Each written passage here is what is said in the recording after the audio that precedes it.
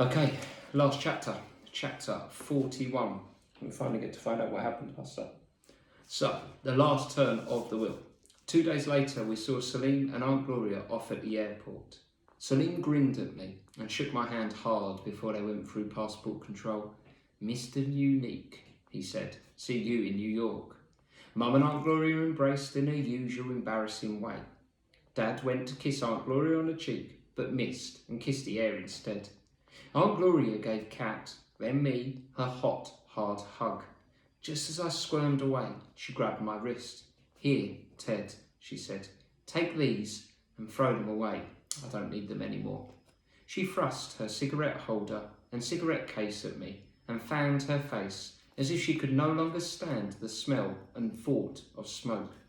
Then she smiled, and I remembered to smile back, and that was how Aunt Gloria became my sixth friend. "Come on, Mum," Salim said. "We'll miss our flight." He tugged her sleeve. They waved a last goodbye. Salim looked at me over his shoulder as the guards checked his passport. We were eyeball to eyeball, just as we'd been when we first met. He winked. I'm not sure if I got it right, but I scrunched up one of my eyes as hard as I could.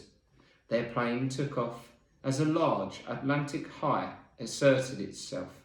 It stayed fair with moderate winds for the duration of their flight. When we got home, Dad said he was going to spend a weekend in bed, but he didn't. He began cooking eggs, whistling the Laurel and Hardy theme tune, as if the hurricane that was Aunt Gloria had never been.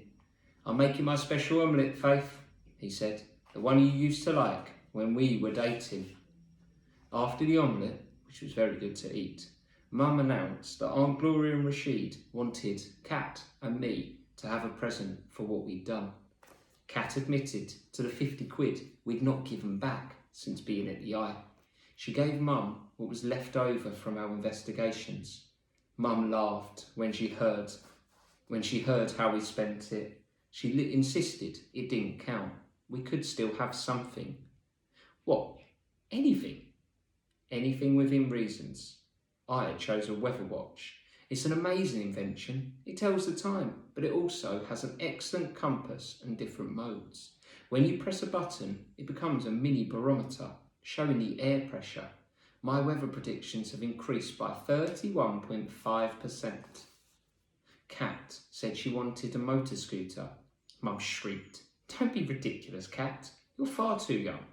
"Oh, Mum, you said..." "Within reason, Kat." Okay. "Can I have my hair cut and coloured at Hair Flare then?"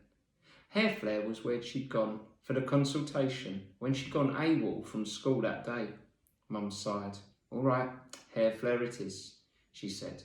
Kat came home later that day with her brown hair cut into different lengths, with a long, uneven fringe that kept falling over her eyes, and dirty blonde streaks like rain makes when it goes down a window pane. I wondered how she could see to walk. Mum's mouth opened. That's because I said the word, isn't it? Mum's mouth opened, but no sound came out. Dad glanced up at Kat over his newspaper and disappeared behind it again. The newsprint shuddered. "Don't you like it?" Kat said, her voice going upwards. My head went off to one side. "Kat?" I said. "What?" I could have said that she looked like a sheepdog that had forgotten how to bark, but I didn't. "It's a real cool haircut, Kat." Through the strands of fringe, she smiled. My third lie. I wrote it down in my new silver folder called My Lies. It's in my desk drawer. It's got a lot of growing to do. Just as planned, the barracks got knocked down.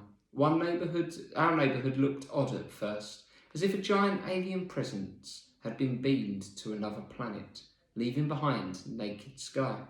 Then I realised, since it's gone, there's a different view. When you walk down our street, just as you turn onto the main road, for an instant you can half see the Eye. You almost have to pinch yourself. It looks unreal, as in Kat's dream. It's moving so slowly, you'd hardly know. The capsules of glass and steel glitter. The white spokes wobble in the sun's glare. And always, Salim's silhouette is there, hovering in the centre, waving to us, just as he did that day. Salim, or not Salim, Salim Supreme. It's as if the moment he boarded, 11:32 a.m, 24th of May, floats on in a time warp somewhere in my brain. So that is the end of the book. I'm going to send an email later today. About how to choose our next class book if you want to have a vote. I've picked 7 choices that you potentially will find interesting, and then you can choose which one we're going to do. But I'm not sure about you, but I was going to go for a walk now. Do you fancy walkies? Yeah, come on. So, see you when I see you.